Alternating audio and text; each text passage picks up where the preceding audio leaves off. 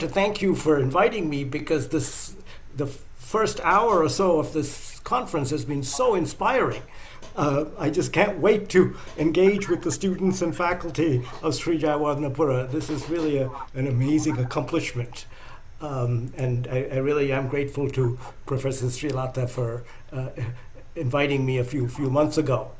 I thought I would use the time here to share with you some ideas I've been thinking about, both in terms of the short-term problem facing Sri Lanka, which is very acute, but also the long-term trajectory that has led us to this point that we need to be cognizant of if we want to get out of the crisis that we're in. And so I'm putting this in somewhat provocative way because I have been working on economic reforms both in Sri Lanka and in other countries. And there was this Aragalaya movement that came about this year. And it struck me that, in fact, even though we started from very different premises, the Aragalaya movement is saying what I think Sri Lanka should be doing in terms of economic reform.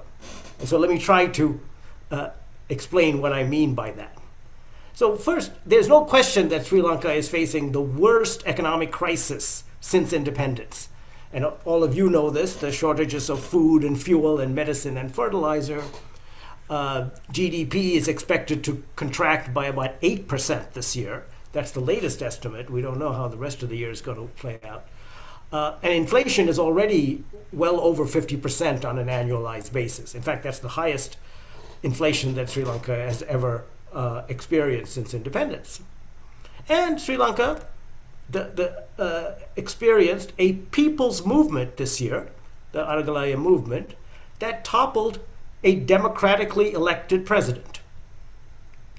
Now, many people, particularly people outside the country, keep asking me and asking, how did this happen? How can a country that is a moderately successful economy? I mean, Sri Lanka has managed to maintain about 3% growth for the last 40 years, 3% per capita GDP growth. And keep in mind, this was during a civil war and tsunamis and all sorts of other disasters. Economic growth has been solid. It's not stellar the way it is in China and places, but it's very solid in this realm. Secondly, this is a country with enviable human indicators, as the dean mentioned earlier. And just to give you one example, Sri Lanka's maternal mortality rate is at the same level as the United States. Right? This is a remarkable accomplishment for a country with a per capita income of $3,500. And the other thing, and that's why the Aragalaya movement is so surprising, is that Sri Lanka has been an uninterrupted democracy since independence.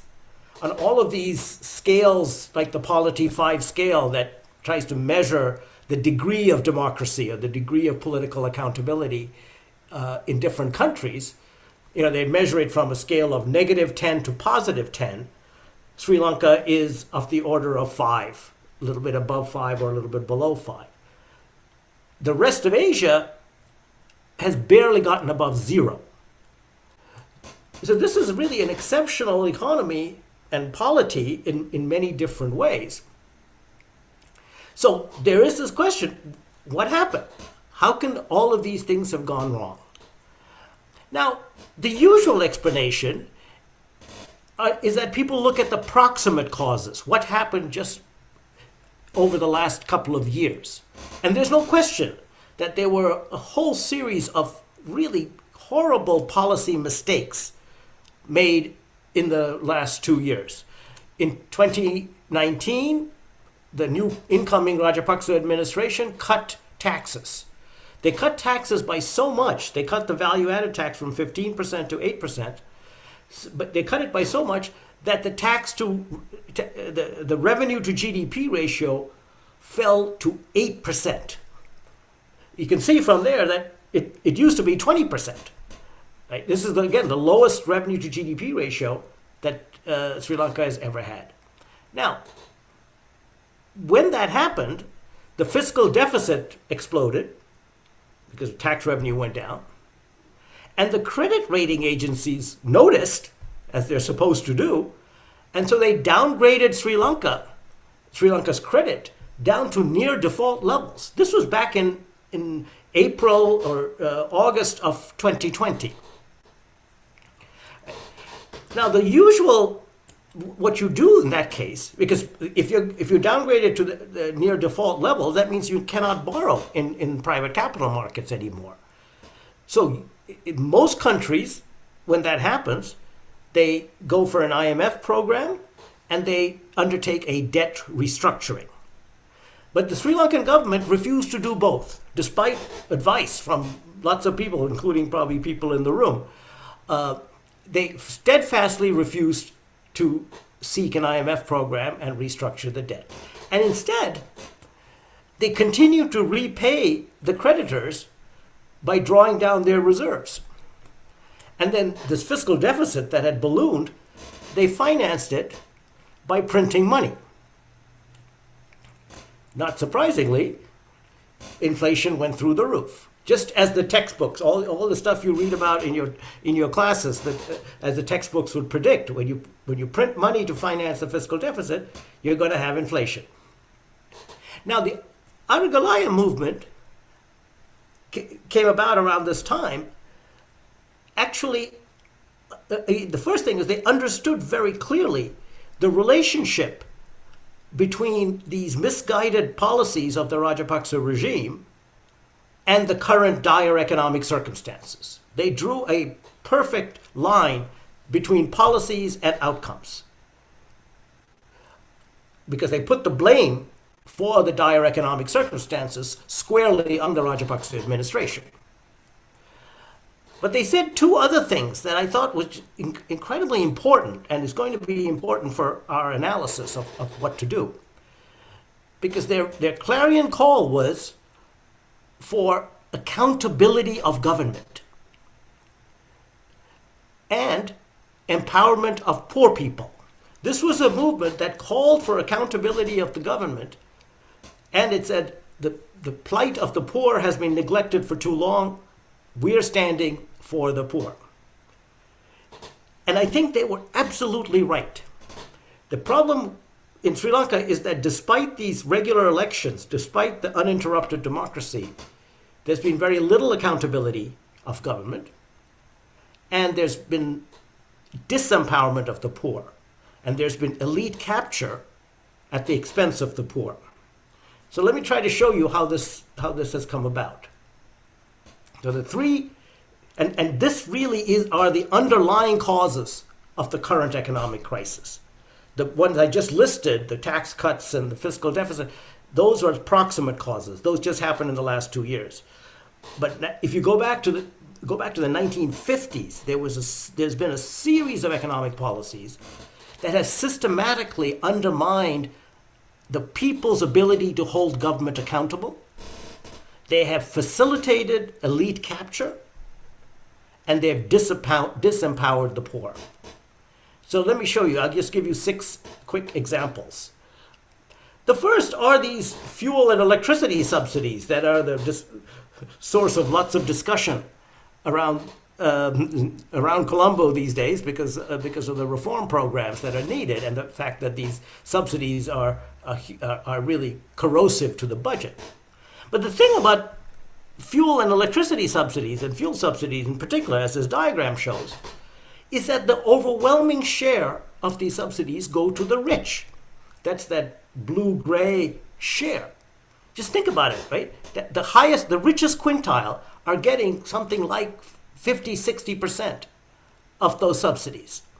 And the poorest quintile, that turquoise sliver for gasoline, is just tiny. I mean, if you took the money you spend on fuel subsidies and gave it out as cash transfers, and you gave it out equally, not even targeted, just give it out to every single Sri Lankan, the poor would still be better off than they are with fuel subsidies. They will get 20%. The poorest 20% are going to get 20% of that, rather than 10% or 5%.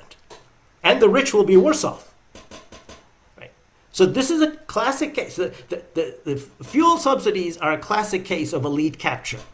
They're a way to help the rich at the expense of the poor.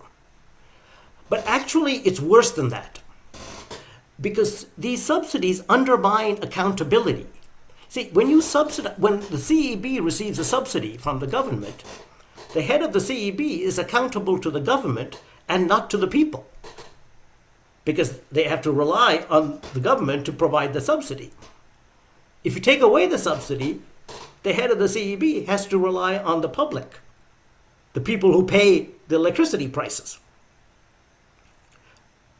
And therefore, they'll be very careful when they cut off the electricity in Colombo or in Ratnapura or wherever, because the people might not pay. So this is a very different dynamic between the government and the people when you subsidize, and you're disempowering the people. And then finally, and maybe most importantly, a subsidy like a fuel subsidy is a way, it tells a poor person, if you want to get a benefit from the government, you have to consume fuel. Whereas, compare that to the case where you give them cash transfers. You give targeted cash transfers to the poor, where you're telling them, here's some money, you spend it however you like. You don't have to consume fuel. You can educate your children, you can build your business, you can improve on your house, whatever you want. And you realize that this is a very different relationship between the state and its citizens, where the state is telling the citizens, you choose how to spend money, rather than the state choosing how to spend money, and forcing you to consume fuel if you want to benefit from it. Now, that said, so anyway, the bottom line would be, we need to replace these fuel subsidies with targeted cash transfers. And that's exactly what the IMF program is trying to do, and what we're trying to do with the economic reform program. The subsidies cannot continue, especially when you see that they're primarily for the rich. Now, that said, we have to be aware that targeted cash transfers in Sri Lanka also have a pretty dismal history. The Samurdhi program, which is the largest cash transfer program, it's about 1% of GDP, is very inefficient and very poorly targeted, even though it's meant to be an anti-poverty program. And just to give you an example, there are errors of exclusion and inclusion in targeting. If you look at the people who receive subsidies, receive the targeted cash transfers, and this was back when the poverty rate was 20%, only 30% of the people receiving Samurdhi transfers were poor. So 70% of those receiving Samurdhi transfers were not poor, even though this is an anti-poverty program. And of the poor, only 60% of them received Samurdhi transfers. So about 40% of the poor never got Samurdhi transfers. Now, why is this? How can this be? This is supposed to be an anti-poverty program, and it seems like the non-poor are the ones benefiting from it. Well, if you look at the political affiliation of the people who received Samurdhi transfers, and this was a study, a very nice dissertation done about 20 years ago, and you looked at the divisions that received the Samurdhi transfers, you found, and at that time, keep in mind, at that time, the People's Alliance, PA, was the incumbent party, the party in power. If that division had voted between 40 and 60% for the PA, they were the ones who got the Samurdhi transfers, because those were the swing divisions. If they had voted very little, if they had voted 10% for the PA, they wouldn't bother giving them transfers, because chances are they wouldn't win. Or if they voted 90% for the PA, they wouldn't bother, because chances are they would still vote, they would still win, whether or not they got the transfers. So what was supposed to be an anti-poverty program was a political patronage program used by the incumbent party to garner votes rather than alleviate poverty. And this is documented by people who have experienced it. The Niyamakas said that they were under pressure from area politicians and village-level party organizations to give the Samurdhi grant to PA families and to deny them to UNP supporters, even if those UNP supporters were poor. So we have to be careful about this, and we need to reform the Samurdhi program as well. And there's been a proposal by my colleagues at Verite to use electricity bills, those paying less, those consuming less than 60 kilowatt hours a month, as a targeting mechanism, because 99% of the country is electrified now. And if you just use that, if you use the criteria that 60 kilowatt hours, if you consume less than 60 kilowatt hours, you get a Samurdhi benefit. It turns out that's a much more efficient targeting mechanism than using the standard Samurdhi indicators, the means testing that they employ. Furthermore, and this is the main point, you don't need to use the Niyamakas and all those people to deliver the Samurdhi grants. You transmit it electronically. When people come to pay their electricity bill, you give them if they qualify, you give them their cash transfer right then and there. In fact, you can give it as a reduction in their electricity bill. So we need to transform Samurdhi to make it less amenable to political capture and better targeted, and then we can eliminate the fuel subsidies and replace them with this new kinds of cash transfers. Now let me turn to another sacred cow, which is the famous free education program in Sri Lanka. This is every Sri Lankan seems to be proud of the legacy of the free education program, and this is mentioned by some of the speakers this morning about Sri Lanka's exceptional human development indicators, of which education is one of them. And there's no question about that. The Sri Lanka has been a success story in education if you're looking at enrollments. If you're looking at enrollment rates in primary schools and enrollment rates in secondary school, Sri Lanka is off the charts. It really is a success story. Now, if you start looking at the quality of education and what students are learning, there's a slightly different picture. There's some evidence in the eighth grade the exams and the eighth grade learning outcomes. The pass rate is about 50%. Only half the kids in eighth grade seem to have actually achieved the learning that is required for eighth grade. Now, keep in mind, these children are going to school every day. The enrollment rate is 100%. Right? They're all going to school, but the learning is disappointing. It's actually a bit shocking if you think about that, all the wonderful things that are said about Sri Lanka's education program. Right? Well, one answer to the puzzle is that the teacher absentee rate is about 15%. And it's about 30, teachers are on leave about 30 days a year, which is about 15% of the time. And that's up there with some African countries and some Asian countries that I've measured these absentee rates are. Now, then it's not surprising that the children are only 50% of the children are learning. With the teacher's not there, it's kind of hard to learn. And there's quite a lot of evidence that teacher absenteeism actually undermines student learning. But why is the teacher absent? Well, what's going on here is that the free public education system means the teacher is not accountable to the student. The teacher is accountable to the government. And the central government can't monitor some teacher in a rural area. So the teacher can be absent without any sanctions. That's the fundamental accountability failure that has been brought on by this celebrated free education system. Now, that's the education part that is undermined because of a failure of accountability. And I think that Aragalaya people were absolutely right in saying the school system should be accountable to the students. because they're the beneficiaries. They're the ones whom we're trying to teach.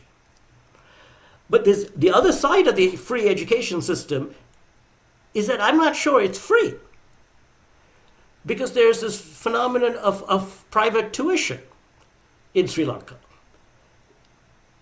And there's some evidence that it covers a good 2/3 of the population is taking private tuition. So these children are going to free schools, but they're not learning enough, so they have to go out and pay, or their parents have to go out and pay to get them to learn enough. Now think about it. That's also a failure of accountability, because many of these teachers in the private tuition system are actually public school teachers. They are under-teaching in the public schools and then going off and teaching for money in the private tutorings. And that's a failure of accountability, because no one is holding them accountable for teaching in the public schools, because they're going off to the private schools. But it's also highly disempowering of the poor, because the people who can afford to pay are the rich. But it's even worse, because the poor, as these recent studies show, that is a large part of the poor are also going for private tutoring, because they realize that they need it to make sure that their children pass the exams. But it's a much higher cost to them, because they don't have money. So this is a private education, the public education system, that is really failing the poor. And we need to change that. Now, how can we change that? Well, some countries have experimented. Countries like Colombia and Peru and Bangladesh have experimented with vouchers. So every family gets a voucher for the child to get an education, but they can use that voucher for any kind of school, a public school, a private school, a religious school, whatever. And the point is that the school gets the money only if the child goes there. And this way, the school is accountable to the student. Because if the school isn't delivering an education, the student can go somewhere else.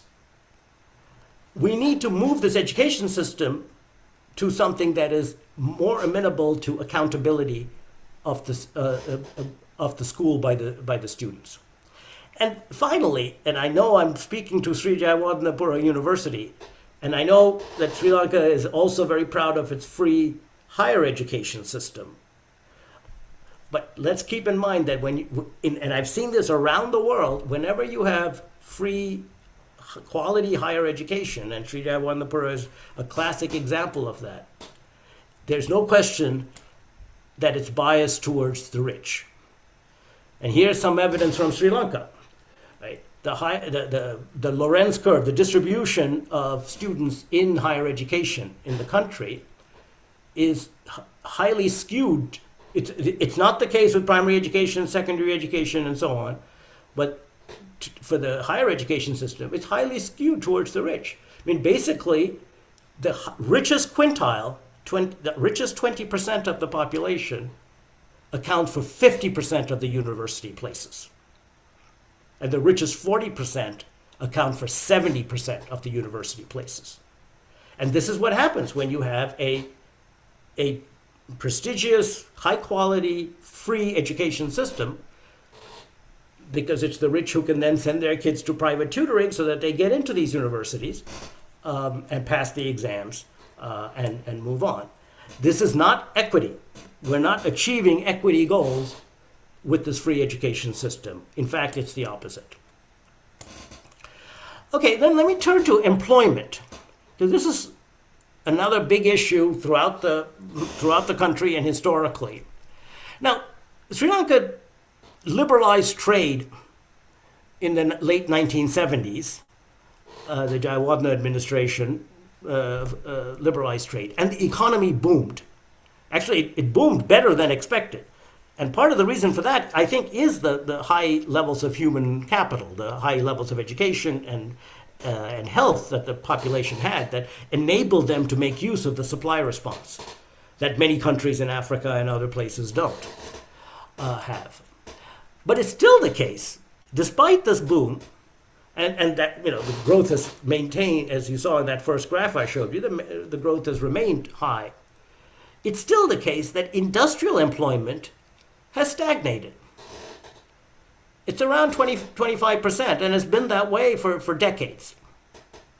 So even though there's this economic boom, the manufacturing sector, the industrial sector, which is where you would expect the employment gains to be had, has not grown. They haven't increased employment. Now, why is that? Well, Sri Lanka has traditionally had, and continues to have, some of the most generous severance pay and labor regulations in the world. The severance pay, the generosity of the severance pay, compared to any other region of the world, is about a factor of 2.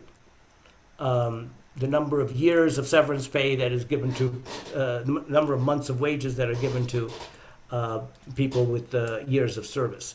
Now, and this is all by law, so it's regulated. Now, what is the effect of this? What does it have to do with employment? Well, if you know that you have to pay the severance if you were to fire a worker, you become reluctant to hire him in the first place.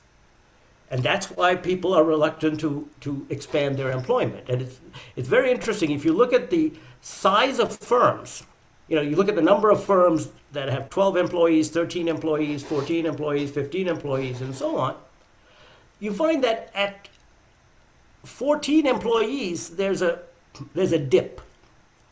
Why is that? Well, the severance pay regulations kick in at 15 employees.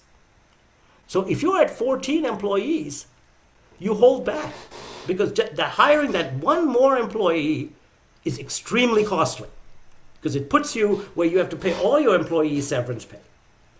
So this regulation has basically stopped firms from growing. And you have this, the famous missing middle in Sri Lanka. And it's the growth of firms that's going to create manufacturing employment. That's the way China did it. That's the way Malaysia did it. All these other countries, except Sri Lanka. Now, the government has been very worried about this, but they can't do anything because of the powerful labor unions. And the powerful labor unions is another form of elite capture, because what do these severance pay regulations imply? Well, they imply that the insiders, the ones who already have jobs, are protected at the expense of the outsiders, those who want jobs but can't get them because the regulations are too stringent. But what the government did, because the government got worried, there was this, youth bulge in the 1980s, and there were all these rebellions and so on, because people were looking for jobs and didn't think they were going to get jobs. So what the government did was to actually hire a lot of people into the public sector, and public sector employment grew. But that's a problem for another reason, because public sector remuneration, if you look at the benefits, including the paid leave, the pension, and the fact that these are permanent jobs, means that public sector compensation is much higher than private sector compensation. What that means is, first of all, the unemployed are actually people waiting in the queue to get that plum public sector job. But the second thing is, it raises the reservation wage in the private sector. People aren't willing to work in the private sector because they think they can work in the public sector at this very high compensation. That makes it hard for the private sector to expand, because then they're not competitive, because the reservation wage is too high. And so we still have this problem of lackluster employment in the private sector. Now, the other thing that happened was even the employment in the public sector was not enough to absorb the youth bulge. So Sri Lankans are entrepreneurial, right? They probably learned it all at Sri Jayewardenepura. They look for opportunities, and there was an opportunity that opened up, which was in the Middle East for migrant workers. And so we had a huge influx, exodus of migrant workers to the Middle East. You can see it's the order of 200,000 a year to go work in the Middle East, mostly women working as maids and housekeepers there. But that was actually the safety valve that prevented the youth bulge from becoming a revolution or a rebellion, because these people found jobs, but they did it on their own. In a sense, they went around the labor market restrictions and the public sector in Sri Lanka and got jobs outside the country, and did that. Now, of course, they're coming back and the labor force is shrinking, so we don't have the youth bulge anymore. Let me then turn to agriculture, because this is also troubling in the sense that, as I said earlier, there was this big boom following the trade liberalization of the 1970s and early 1980s. But even though the economy was booming, agriculture was not. Agriculture was lagging. And agriculture is still lagging. Now, what's going on here, right? Well, you find that the thing that's lagging is the paddy sector. Productivity in the paddy sector is by far the lowest of all the different crops. But paddy is 50% of the farmers and a much larger share of the poor farmers. And the main reason is that the paddy farmers, thanks to the Paddy Lands Act, are constrained to grow only paddy. Even though, and you can see there, that these other crops are much more lucrative. They have much higher productivity, they're growing faster. But the Paddy Lands Act restricts these poor farmers to grow just paddy. So we are disempowering these people rather than letting them compete by growing the most lucrative crop there is. We're forcing them to grow just paddy. And this is 50% of the farmers. This is a big share of the rural population that are being kept poor because of a failure of a public policy that disempowered them. I remember once when I was in Sri Lanka, I read in the newspaper that a farmer was fined 35,000 rupees for growing bananas. Now, think about that, right? First of all, that the farmer was willing to take the risk. That means bananas are so much more lucrative that he was willing to grow bananas. But also the fact is that he's willing to pay the fine because he could still get away with growing bananas a few times without getting caught. Then finally, let me turn to monetary and fiscal policy, which is where I started with the proximate causes of the current crisis. Because even in monetary and fiscal policy, it has been a consistent pattern of failure to be accountable, of elite capture, and of disempowering the poor. You know, everyone talks about the inflation rate, and we know that Sri Lanka has the highest inflation rate in South Asia, and a very high inflation rate in general. But the fact is that Sri Lanka has had the highest inflation rate in South Asia for years. This has consistently been a high inflation country. And why is that? Well, because the fiscal deficit has been financed by borrowing from the central bank. There is no independence of the central bank. It's what we call fiscal dominance. And the reason for that is that borrowing from the central bank is the way that you can finance a fiscal deficit with minimal accountability. See, if you finance it by borrowing abroad, the creditors keep you accountable. They're going to make sure that you behave. If you finance it by borrowing from the private sector domestically, interest rates go up. And if interest rates go up too high, the private sector complains. But if you can finance it by borrowing from the central bank, the link with inflation is weak enough that it doesn't, until recently, it doesn't create that much havoc. But keep in mind that inflation is a huge tax on the poor. So you can stiff the poor and still get your fiscal deficit financed. This is unacceptable, and we cannot continue this way. What we need is an independent central bank. And now we have, and this is the Monetary Policy Act or whatever was in front of Parliament about 4 years ago, but then ended when the new parliament came in. But we need to revive it because there is evidence, and there's considerably strong international evidence, that the more independent is the central bank, the lower is inflation in these countries. The countries that have adopted central bank independence have unambiguously experienced lower inflation compared to the countries that have not. So we can actually help the poor and hold government accountable by having a more independent central bank. And then finally, and this is something I've just been thinking about recently, given the crisis, the debt crisis and so on, there's a lot of criticism of the fact that Sri Lanka took out these loans from, or floated these international sovereign bonds, the private credit. And it's quite a bit of it. But, I'm glad they did that because international sovereign bonds is one way to hold the fiscal policy accountable. Because the one thing about bondholders is that they don't care about politics. They don't care about who's in power or which, whether it's UNP or SLPP or whatever. They just want to make sure that Sri Lanka can pay its debts. And when they show signs that they can't pay their debts, that's when they raise the price or they cut off borrowing. Right? This is an extreme form of accountability, but it's an objective form of accountability because it is something that cannot be politically manipulated. If you borrow from public creditors like China or India or the United States, that can become, as we know, all sorts of political deals. And it may or may not lead to productive investments.